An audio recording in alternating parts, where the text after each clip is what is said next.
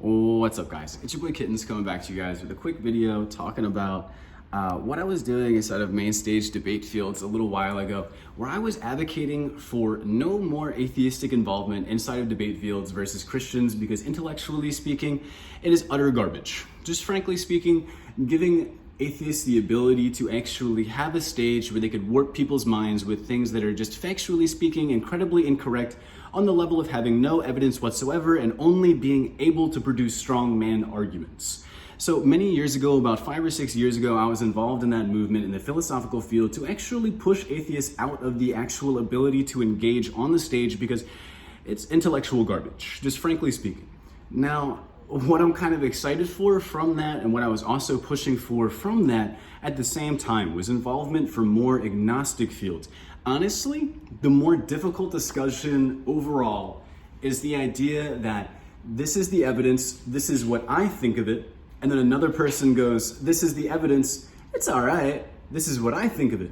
And now you have to have a historical discussion that engages people on a level that honestly, you'd have to be freshly read, you'd have to be mildly freshly studied, a little bit remembered, and or projected, 4 or 5 years before where you have done that and are just rerunning those pathways to actually engage in that discussion place.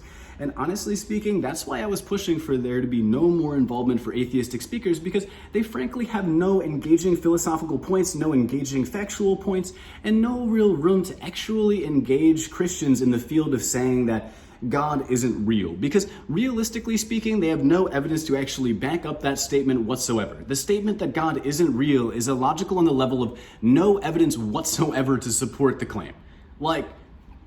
So there's hours of discussions where people are allowed to go to colleges and say that.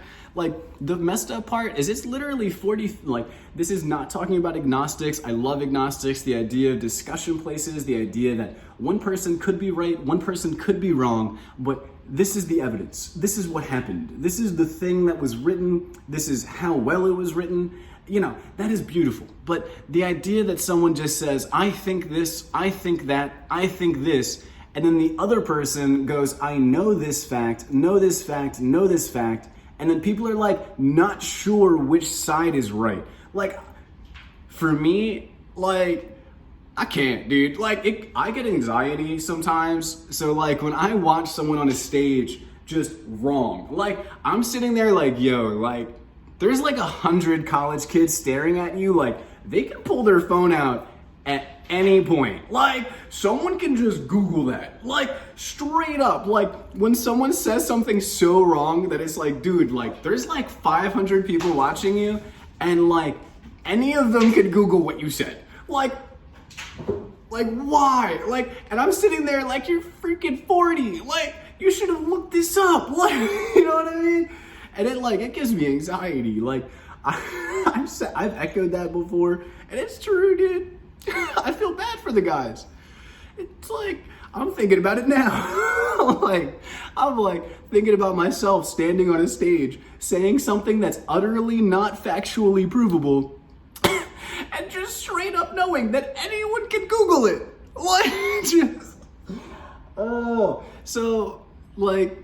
It's hilarious, but I really hope that people inside of the philosophical fields understand that the lack of, engagement with atheists is because they have no more valid points that are intellectually engaging and or worthwhile to actually give a stage.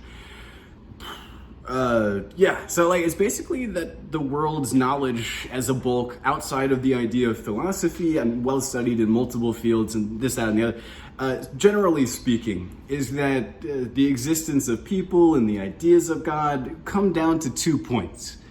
Aliens are real or God did it. So, and both seem about 50-50. I mean, if both are likely the most likely thing or whatever, if both are the most likely thing to have happened, one or the other, right? And they both kind of contradict on a level of if it was aliens, then of course we would have thought it was God. Or if it was God, of course we would have thought it was aliens. It's this weird, honestly, I look at it and I'm I'm willing to discuss, but debate,